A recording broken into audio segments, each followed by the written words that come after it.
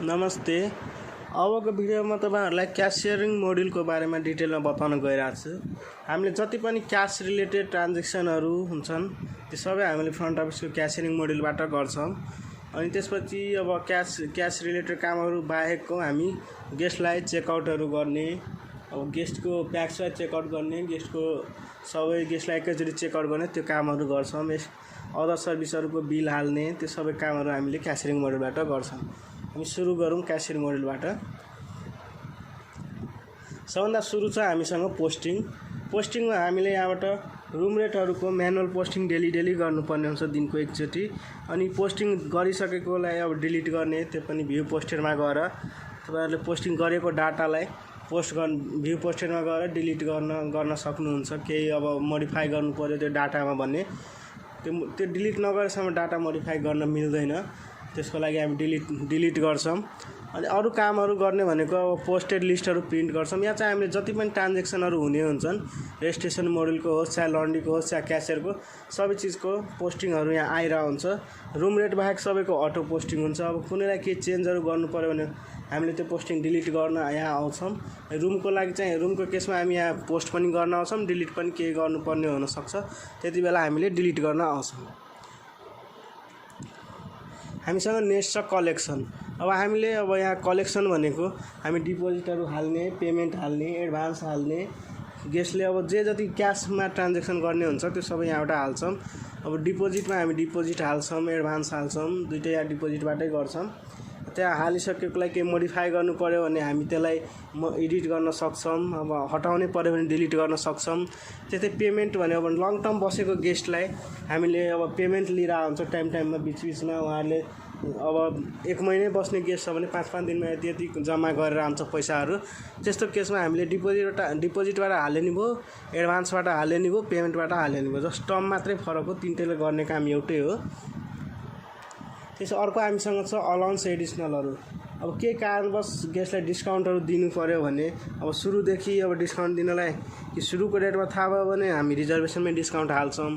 अब लास्ट डेमा अब यसलाई केही कारणवश अलाउन्स दिनुपर्ने, डिस्काउन्टहरु दिनुपर्ने हुन सक्छ। त्यस्तो केसमा हामीले यहाँ अलाउन्सबाट गएर नयाँ अलाउन्स दिन पायो। अब दिएको अलाउन्समा केही मोडिफाई गर्नु पर्यो भने एडिट गर्छौं, अब हटाउनु पर्यो भने डिलिट गर्छौं। त्यस्तै केही कारणवश अब गेस्टसँग एक्स्ट्रा चार्ज लिनुपर्ने हुन्छ। जस्तै गेस्टले केही सामानहरु हाम्रो ड्यामेज गरिदियो, अब नन स्मोकिङ जोनमा स्मोक गर्यो, त्यस्तोहरुको चार्जहरु एक्स्ट्रा चार्ज केही कारणवश लिनु पर्यो भने त्यो पनि हामी यही बटनमा युज गरेर एडिसनल छानेर गर्छौं। जुनमा हामीले अब एडिसनल चार्ज लिँदा केमा लिने त, अदर सर्भिसमा लिने कि रुम रेटमा लिने कि प्लान रेटमा लिने कि, सबै अप्सनहरु आइरहन्छ। त्यहाँ छानेर हामीले अलाउन्स एडिसनलहरु लिन पाउँछौं। अब लिएको एडिसनल चार्जमा अब केही मोडिफाई गर्नु पर्यो भने त्यसलाई एडिट गर्न सक्छौं। अब डिलिट गर्नु पर्यो भने डिलिट गर्न सक्छौं, त्योहरु गर्छौं। अब पेड आउट हामीले गेस्टलाई केही कारणवश उल्टै सापटी टाइपको पैसा दिनु पर्यो जुन उहाँले बिलमै तिर्नुहुन्छ भन्नुहुन्छ, त्यस्तो केसमा हामीले पेड आउटबाट गेस्टलाई पैसा दिन्छौं। उहाँको बिलमा जोड्नलाई यहाँबाट हामी पेड आउट गरेर आउँछौं। अर्को चाहिँ हामीसँग अदर सर्भिस, त्यो पनि रजिस्ट्रेसन गेस्टको। यहाँबाट हामीले अब एक्स्ट्रा सर्भिसहरु केही हुन सक्छ, जस्तै प्याराग्लाइडिङ, जिप लाइनिङ, अब ट्राभल चार्जहरु केही लिनु पर्यो भने हामीले त्यो अदर सर्भिसबाट चार्ज गरेर आउँछ गेस्टलाई। त्यो हामीले यहाँबाट अदर सर्भिसबाट लिनेदेखि लिएर एडिट गर्ने, भोइड गर्ने, बिल मोडिफाई गर्ने, केही हटाउनु पर्यो, त्योहरु सबै यहाँ अदर सर्भिसबाट गर्ने हुन्छ। त्यसपछि हामीसँग नेक्स्ट अप्सन छ बिल समरीको। बिल समरी हामीले यहाँ चाहिँ हामीले पहिला बिल बनाउनु पर्दा हामीले पहिला सबै पोस्टिङहरु पहिला पेन्डिङहरु चेक गर्छौं, कहाँ के पेन्डिङ छ। पेन्डिङ छ भने पहिला पेन्डिङ क्लियर गर्नुपर्ने हुन्छ। त्यसपछि बल्ल बिल जेनेरेट गर्छौं। बिल जेनेरेट गर्न तीनटा मेथड छ। एउटा फोलियो वाइज हामी सुरुमै राउटिङ गरेर हुन्छौं, यो ट्रान्ज्याक्सनको यो फोलियो, यो ट्रान्ज्याक्सनको त्यो फोलियो, त्यसरी हामीले कुन फोलियोको बिल बनाउने, त्यसरी हामीले यहाँबाट बनाउन पायो। अर्को छ हामीसँग रुम वाइज बिलिङ गर्ने। त्यसमा हामीले हरेक रुमको छुट्टै जति ट्रान्ज्याक्सन, त्यो रुमसँग रिलेटेड ट्रान्ज्याक्सनहरुको एउटा बिल, अर्को रुमको अर्को बिल सेम रिजर्भेसन भित्रको गर्न पाउँछ। अर्को छ ट्रान्ज्याक्सन एकदम फ्ल्याट टाइपको बिलिङ हो। यहाँ तपाईलाई जसरी बिलिङ गर्न मन लाग्छ त्यसरी गर्न सक्नुहुन्छ। जति पनि ट्रान्ज्याक्सन त्यो रिजर्भेसन भित्र भा हुन्छ त्यो सबै त्योमा देखिन्छ। त्यो मध्ये कुनको बिल एउटा कुनको अर्को बनाउनु पर्ने त्यो सबै टिक लाउँदै तपाईहरुले बिल बनाउन सक्नुहुन्छ। यो 3टा बिल मेथड। अर्को यहाँ 3टा अप्सन तपाईँले बटनहरू देख्न सक्नुहुन्छ। एउटा छ चेन्ज कम्पनी डिटेल्स। अब हामीले चेकआउटको बेलामा कम्पनी पहिला एउटा राखेको थियो, चाहिँ कम्पनी राखेकै थिएनौँ, त्यस्तो केसमा अब अर्को कम्पनी राख्नु पऱ्यो भने कसरी राख्ने, त्यो केसमा हामीले यहाँबाट कम्पनी कि त चेन्ज गर्न नि पायो, अब राखेको छैन भने राख्न नि पाउँछौँ। हामीसँग नेक्स्ट अप्सन छ अप्लाई मेम्बरसिप डिस्काउन्ट। अब रुममा अब आइराख्ने गेस्टहरूलाई मेम्बरसिपहरू दिनुभएको छ भने या डिस्काउन्ट दिने कुनै तरिका अब पहिल्यैदेखि युज गर्नुभएको छ रेगुलर कस्टमरहरूको लागि, त्यस्तो केसमा हामीले यहाँबाट यदि मेम्बर हो भने हामीले यहाँबाट मेम्बरसिपको डिस्काउन्ट अप्लाई गर्न सक्छौँ। उहाँको जति % सेट भएको हुन्छ पहिले त्यति अटो यहाँबाट त्यहाँको बिल बनाउँदा डिस्काउन्ट हुने हुन्छ। नेक्स्ट अप्सन छ हामीसँग यहाँ एडभान्स पोस्टिङ। अब कुनै केसमा कस्तो हुन्छ भने तपाईँको 5 नाइट बस्ने गेस्टले आएकै दिन सबै नाइटको बिल बनाएर आजै दे भन्छन्। त्यस्तो केसमा अब हामीले एज अ सफ्टवेयर त्यो चेकआउट डेटसम्म नपुगेसम्म त्यो दिनको ट्रान्जेक्सन पोस्ट हुँदैन रुमको। त्यस्तो केसमा अब कसरी गरिन्छ, त्यस्तो केसमा हामी एडभान्स पोस्टिङबाट उसको स्टेइङ डेट जहाँसम्म छ त्यो सबै पोस्ट गरेर त्यही दिन पनि बिल बनाउन मिल्छ। त्यस्तो केस हामीले यहाँबाट एडभान्स पोस्टिङ गरेर गर्छौँ। त्यसपछि नेक्स्ट अप्सन हामीसँग फोलियो सेन्टर छ। यहाँ चाहिँ हामीले बिल बनाउनु अगावै कुनै फोलियोहरूको अब डाटा अर्को फोलियोमा गइरहेछ, चाहे पहिला हामीले सेट गरिसकेका छैनौँ भने त्यस्तो केसमा हामीले यहाँबाट फोलियोको डाटा एउटा फोलियोको डाटा अर्कोमा ट्रान्सफर गर्ने त्यो कामहरू गर्छौँ, चाहे नयाँ फोलियो बनाएर नयाँ फोलियोमै ट्रान्सफर गर्न पाउँछौँ। अर्को हामीसँग अप्सन छ चेकआउटको। अब बिलहरू सबै बनाइसकेर सेटलहरू गरिसकेका छ भने त्यसलाई हामीले कि त प्याक चेकआउट पनि गर्न पायो या रिजर्भेसन चेकआउट पनि गर्न पाउँछौँ। यति चाहिँ हामीले बिलिङबाटै गर्छौँ। यो चेकआउटको छुट्टै पनि बटन छ, त्यहाँबाट गरे नि भयो, यहीँबाट तपाईँले गर्दा नि भयो। यति चाहिँ हुन्छ हाम्रो बिलिङमा। बिलिङ गरिसकेपछि हाम्रो छ बिल्स टु डमी रुम।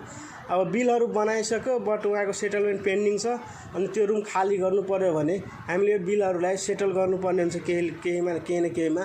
त्यस्तो केसमा हामीले बिललाई डमी रुममा सेटल गरेर त्यो रुम खाली गरेर अर्को गेस्टलाई दिन पाउँछौँ। अर्को नेक्स्ट अप्सन छ बिल लिस्ट। बिल लिस्टमा हामीले सबै बनाएको बिलहरू लिस्टेड हुन्छ, त्यहाँबाट कुनै बिलको डाटा हेर्नु पऱ्यो, कुनै बिललाई रिप्रिन्ट गर्नु पऱ्यो, त्यस्तो कामहरू सबै गर्छौँ। अर्को छ अदर सर्भिसको बिल्सहरू हेर्ने, त्यहाँबाट अदर सर्भिसको बिल रिप्रिन्ट गर्ने, अदर सर्भिसको बिललाई भोइड गर्ने, त्यो सबै कामहरू यहाँ अदर सर्भिस बिल्सबाट गर्छौँ। नेक्स्ट अप्सन हामीसँग छ cash sharing function. Cash share फङ्सनमा हामीले करेन्सी एक्सचेन्जहरूको कुराहरू राख्न पाउँछौँ, एक्सचेन्जको समरी हेर्न पाउँछौँ, अनि अदर सर्भिस जुन कि हामी नन रजिस्ट्रेसन गेस्टको लागि गरिरहेछौँ तिनीहरूको बिलिङ यहाँबाट गर्न पाइयो अनि त्यसकै पेमेन्ट हामीले यहाँबाट पेमेन्ट गर्छौँ। अब कुनै बेला हाम्रो स्विमिङ पुल छ भने हाम्रो अब स्विमिङ पुल मात्रै युज गर्न पनि गेस्ट आउँछन्, जुन कि हाम्रो रुममा नबस्ने गेस्ट आउन सक्छ। त्यस्तो केसमा चाहे प्याराग्लाइडिङ सर्भिस हामी दिँदैछौँ भने हामीले प्याराग्लाइडिङको मात्रै पनि अब बेच्न सक्छौँ सर्भिस, त्यतिखेर रुममै बसेको गेस्ट हुनु परेन। त्यतिखेर हामीले नन रजिस्ट्रेसन गेस्टको अदर सर्भिसको बिलिङ गर्छौँ, पेमेन्ट यहीँबाट गरिरहन्छौँ। त्यसपछि हामीसँग छ cash sharing report. Cash share रिपोर्टमा आज दिन कुनै पनि एक दिनको चाहे आजको हेर्नुहोस् चाहे कुनै एक दिनको आज क्यास सेयर तपाईँले चाहिने सबै डाटाहरू कति क्यास थियो, कति कहाँबाट क्यास आयो, कति सेटलमेन्टबाट आयो, कति डिपोजिटबाट आयो, कति पेड आउटबाट आयो, त्योमध्ये पैसै पनि कति आयो, त्योमा कार्डबाट कति सेटल भयो, त्यो सबैहरू हेर्न पाउनुहुन्छ एज अ क्यासियर। त्यसपछि नेक्स्ट अप्सन छ चेकआउटको, जुन कि मैले बिल समरीमा पनि भनेको थिएँ दुईवटै चेकआउटको मेथड, त्यहाँबाट गरे नि भयो। त्यहाँबाट गर्नु भएको छैन भने यहाँ चाहिँ अब चेकआउट गर्न पनि यहाँबाट छुट्टै पनि चेकआउट गर्न पाउनुभयो, त्यहाँबाट गरिसकेका छैन भने सुरुको चेकआउट भनेको हाम्रो whole reservation checkout plus room checkout भयो। अर्को चाहिँ प्याक चेकआउट, एउटै रिजर्भेसन भित्रको मल्टिपल रुम छ भने एउटा रुमलाई चेकआउट गर्ने अरू बाँकी राख्ने, त्यस्तो केसहरू हामीले प्याक चेकआउटबाट गर्छौँ, त्योहरू गर्ने भयो। अर्को छ सिफ्ट क्लोज। यहाँ अब एज अ क्यासियर तपाईँले आफ्नो सिफ्ट क्लोज गर्न सक्नुहुन्छ। आफूलाई कति ओपनिङ थियो, हामीले यो बिचमा कति ट्रान्जेक्सन गऱ्यो, अब बाँकी पैसा हामीले कसलाई ह्यान्डओभर गऱ्यो, त्यो डाटाहरू राखेर सिफ्टहरू क्लोज गर्न सक्नुहुन्छ। यो टगल अर्को एउटा बटन छ हामीसँग। त्यो टगलले के गर्ने भने यहाँ जुन तपाईँले देखिराख्नु भएको छ यहाँ रुम वाइज एलोकेसन, कि त यहाँ तपाईँले रुमबाट डाटा हेर्ने हो कि रिजर्भेसनको नामबाट हेर्ने हो। टगल गर्दा तपाईँले एज अ रिजर्भेसन पनि हेर्न सक्नुहुन्छ। अहिले चेक इन गेस्टहरूको यो रिजर्भेसन चेक इन छन्, यो रुममा छ। त्यसकै अर्को फर्मेट भनेको यो रुमबाट हो, तपाईँले जसरी सजिलो हुन्छ त्यसरी गर्न पाउनुभयो। यतिकै पनि मैले यो ग्रुप छाने भने यो ग्रुपभित्रको सबै सिलेक्ट भइरहेछ, यो ग्रुपमा 4वटा छ भने त्यस्तै तपाईँले यहाँ टगलमै पनि 4वटा बेलाले गरेर गर्नुपर्ने बिलिङहरू तपाईँले यसरी नै गर्न सक्नुहुन्छ। तपाईँलाई त्यो टगल कसरी याद देखाउने त क्यासियरमा रुमहरूको एलोकेसन कि रुम वाइज हेर्ने कि रिजर्भेसन वाइज हेर्ने, त्यो कामहरू हामीले यहाँबाट गर्ने हुन्छ। हाम्रो क्यासियन फङ्सनमा हामीले बिल बनाउँछौँ, सेटलमेन्टहरू गरिसकेपछि हामीले चेकआउट गर्छौँ, एक्स्ट्रा सर्भिसहरूको चार्ज लाउँछौँ, एक्स्ट्रा सर्भिसको बिलिङ गर्छौँ, त्यहीहरू हामीले क्यासियरबाट गर्छौँ। क्यास रिलेटेड अलमोस्ट सबै कुराहरू हामीले क्यासियर मोड्युलबाटै गर्नुपर्ने हुन्छ। सो यो क्यासियर मोड्युल तपाईँको एकदम इम्पोर्टेन्ट पनि हुन जान्छ अनि तपाईँको बिलहरूको सबै डाटा यही भएकोले यहाँ काम गर्दा सबै एकदम एकुरेट हुनुपर्ने हुन्छ। त्यही भएर क्यासियर मोड्युलमा काम गर्दा नर्मली तपाईँले रुम रेटको पोस्टिङ पहिला एकदम ख्याल गरेर गर्नुपर्ने हुन्छ। रेटहरू मिलाएको छ कि छैन, करेन्सी मिलाएको छ कि छैन, त्योहरू हेरेर बल्ल पोस्टिङ गरेपछि अझ अगाडिको स्टेपहरू बिलहरू बनाउँदा राम्रो हुन्छ। धन्यवाद।